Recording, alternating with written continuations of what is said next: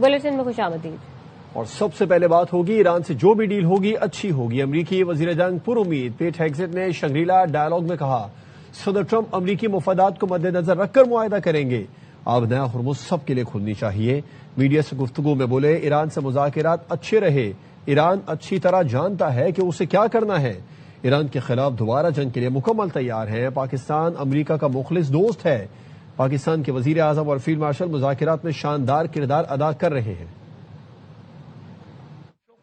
And the Prime Minister are playing in peace negotiations. I think an unexpected development. We are prepared. We're postured even stronger today. Iran knows very, very clearly what our expectations are. Iran should not have a nuclear weapon. Other countries putting pressure on Iran. Once a deal is had, it will be a open strait, a toll-free strait that the entire world can use, which is the way that it should. امریکہ کے ساتھ حتمی معاہدے تک نہیں پہنچے، مذاکرات کے اس مرحلے پر جنگ ختم کرنے پر توجہ ہے۔ ایرانی وزارت خارجہ کے ترجمان اسماعیل بقائی کہتے ہیں کہ اس مرحلے پر ایٹمی معاملے کی تفصیلات کے بارے میں وہ بات نہیں کریں گے۔ امریکہ کے ساتھ پیغامات کا تبادلہ جاری ہے۔ ہم نے 47 سال پہلے حکم کی زبان کو الوداع کہہ دیا تھا۔ امریکہ کو آبنائے ہرمز کی ناکہ بندی جیسا غیر قانونی کام نہیں کرنا چاہیے تھا۔ ایران کے کویت میں امریکی ایئر بیس پر حملہ، بلومبرگ نے دعویٰ کیا ہے کہ ایرانی حملے میں متعدد امریکی فوجی زخمی ہوئے۔ ایران نے بیلسٹک میزائل سے کویت میں امریکی ایئر بیس کو نشانہ بنایا۔ امریکہ کے 2 جدید ترین MQ-9 ڈرونز کو بھی نشانہ بنایا۔ ایران نے گزشتہ روز کویت پر بیلسٹک میزائل فتح فائر کیا تھا۔ اس بارے میں ایران نے سرکاری سطح پر تفصیلات جاری نہیں کی۔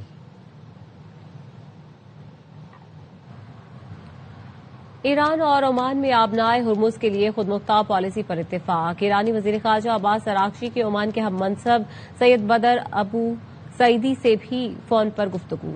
عباس اراغچی نے ایکس پر اپنے بیان میں کہا آبنائے ہرمز پر پالیسی عالمی قوانین کے مطابق ہوگی۔ عمان کو درپیش خطرے پر ایران کی جانب سے اظہار یکجہتی کیا گیا۔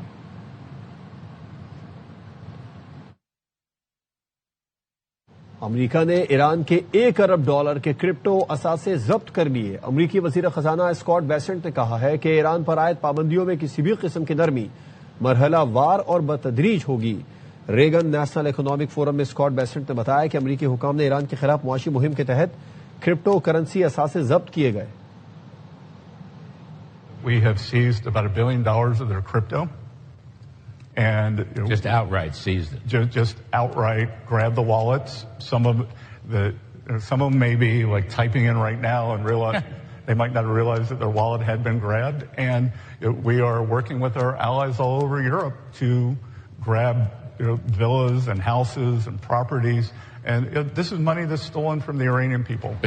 ایرانی سپریم لیڈر کے مشیر محسن رضائی نے امریکی صدر پر خیانت کا الزام لگا دیا۔ ایکس پر لکھا پہلے ہی بتا دیا تھا امریکی صدر تیسری بار سفارتکاری سے خیانت کر رہے ہیں۔ ٹرمپ نے بحری ناکہ بندی جاری رکھنے اور مذاکرات میں حد سے زیادہ مطالبات سے ثابت کر دیا کہ وہ مذاکرات کے خواہش مند نہیں، دوسرے مقاصد حاصل کرنا چاہتے ہیں۔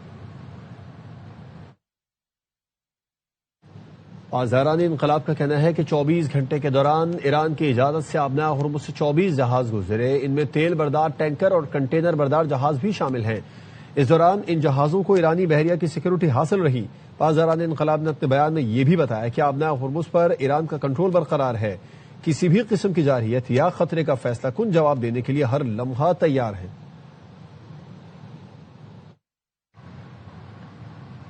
ترکی نے ابراہم معاہدوں کی توسیع کے لیے فلسطینی ریاست کے قیام کو بنیادی شرط قرار دے دیا۔ ترک وزیر خارجہ حاکان فیدان کہتے ہیں مسئلہ فلسطین کا حل مشرق وسطی میں پائیدار امن کا بنیادی نقطہ ہے۔ اسرائیل 1967 کی سرحدوں پر فلسطینی ریاست تسلیم کرے تو علاقائی اتحاد میں شامل ہو سکتے ہیں۔ حاکان فیدان نے پاکستان، سعودی عرب، مصر، خلیجی ممالک پر مشتمل علاقائی پلیٹ فارم بنانے کی تجویز دی۔ کہا حالات معمول پر آئیں تو ایران بھی مجوزہ علاقائی فورم کا حصہ بن سکتا ہے۔ خطے کے تمام ممالک کو ایک دوسرے کی خود مختاری اور سلامتی کا احترام کرنا چاہیے۔ حکومت نے پیٹرول اور ڈیزل کی قیمتوں میں 22 روپے فی لیٹر کمی کر دی ہے۔ عوام نے قیمتوں میں کمی کو اونٹ کے منہ میں زیرہ قرار دے دیا۔ کہتے ہیں 100-150 روپے بڑھا کر چند روپے کم کر دیے جاتے ہیں۔ پیٹرولیم مصنوعات مزید سستی کی جائے۔ 100-150 बढ़ाएंगे, 20-30 कम करेंगे, क्या है? मुझे तो कोई फायदा नजर नहीं आ रहा। 22 रुपए कम हो गए पर अभी मजा तो नहीं है, थोड़ा और भी कम करें ज्यादा बेहतर है। 250 वाली चीज 400 से लेकर 22 रुपए कम किए हैं। उस पेट्रोल को वही रेट पे लाए तो हम कहेंगे हम लोगों ने कुछ कमाया, हमारे बच्चों ने 3 टाइम खाया। ये तो बढ़ाने के लिए 100-200 बढ़ा देते हैं, 50 रुपए 60 रुपए, और कम करने के लिए 5 रुपए 10 रुपए 22 रुपए दे तो कोई बात नहीं। बढ़ाता है तो 80-80 रुपए बढ़ा देता है, और जब कम करता है तो 5 रुपए 6 रुपए 10 रुपए। यार 22 रुपए तो बहुत कम है यार, हुकूमत को चाहिए कि पेट्रोल कम से कम 100 रुपए और लीटर सस्ता कर दिया जाए। थोड़ा सा रिलीफ मिली है लेकिन ज्यादा मिलनी चाहिए। 250 200 तक हो जाए फिर अच्छे, हम लोग का गरीबी होएगा। IMF ने इलेक्ट्रिक गाड़ियों और सोलर पैनल्स को अशराफिया की जरूरत करार दे दिया। जराये का कहना है बजट में इलेक्ट्रिक गाड़ियों पर सेल्स टैक्स 1 से बढ़ाकर 18% किए जाने का इम्कान है। हाइब्रिड गाड़ियों पर भी टैक्स 1 से बढ़ाकर 18% किए जाने का इम्कान। हाइब्रिड गाड़ियों पर 8% का रियायती सेल्स टैक्स खत्म करके 18% पर लाया जा सकता है। सोलर पैनल्स पर सेल्स टैक्स 10 से बढ़ाकर 18% किए जाने का इम्कान है। ईद पर वजीर आला पंजाब मरियम नवाज की मेजर सर्जरी हुई, 3 दिन अस्पताल में रही। ICU से पूछा बाहर सफाई हो रही है। सीनियर वजीर मरियम औरंगजेब की मीडिया से गुफ्तगू, कहा शदीद गर्मी में सुथरा पंजाब के सिपाहियों ने 72 घंटे काम किया। वजीर आला की तरफ से तमाम वर्कर्स को 10,000 रुपए दिए जाएंगे। अगले साल हर यूनियन काउंसिल में कुर्बान गाह बनाने का फैसला किया गया है।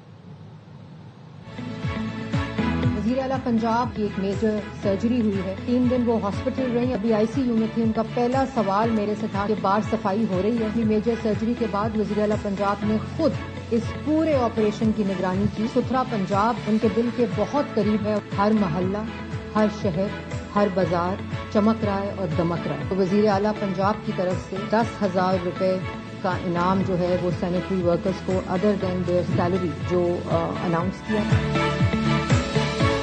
नालायक नाअहल जो इस सूबे पे और मुल्क पे मुसल्लत हुए, उन्होंने जो लाहौर साफ करती थी कंपनी जो शहबाज साहब टर्की से लेकर आए थे, उनको नैब के हवाले करके जेल कर दिया। ये था विजन उस वक्त कि किसी तरह भी इंतकाम लो, कि किसी तरह का कोई अच्छा काम है तो क्यों किया अच्छा काम। तमाम सियासी जमातें गिलगित में इंतखाबी मुहिम चला रही हैं, लेकिन PTI को दीवार से लगाया जा रहा है। तहरीक इंसाफ के रहनुमा असद कैसर कहते हैं बिलावल भुट्टो वहां जा रहे हैं। वजीर आजम शहबाज शरीफ गए, अमीर मकाम वहां बैठे हैं, उन्हें स्कर्दू जाने से रोक दिया गया।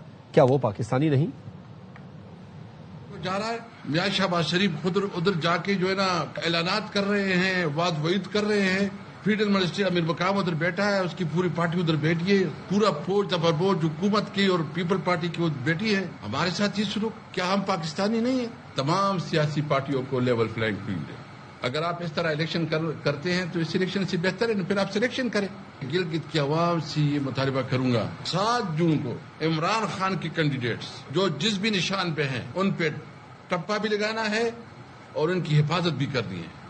ज्वाइंट अवामी एक्शन कमेटी और वफाकी मुज़ाकराती कमेटी के मुज़फ्फराबाद में मुज़ाकरात का दूसरा दौर। एक्शन कमेटी का कहना है मुआहदे पर अमल दरामद के लिए कल की डेडलाइन बरकरार है।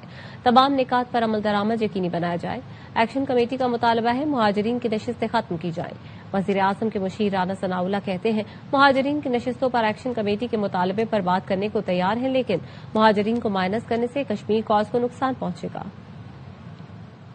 की नशिस्तें हैं उसके ऊपर जो एक्शन कमेटी का मुतालबा है उसके ऊपर हम बैठ के बात करने को तैयार हैं। कश्मीर काज के लिए लाखों लोगों ने जो है वो कुर्बानी दी है। जिस मामले से उस काज को नुकसान पहुंचने का एतमाद हो उसके ऊपर हमें जरूर गौर करना चाहिए। अगर महाजरीन उनको अगर माइनस किया जाएगा तो उससे आपके कश्मीर काज को नुकसान पहुंचेगा, तो हमें वो काम नहीं करना चाहिए जिससे उस काज को नुकसान पहुंचे। बाकी ये सारी पॉलिटिकल चीजें हैं, इनके ऊपर बैठ के बात होनी चाहिए और उसका कोई ना कोई जो है वो अच्छा हल निकालना चाहिए। खबरें और भी हैं, शामिल करेंगे इस ब्रेक के बाद। हमारे साथ रहिए।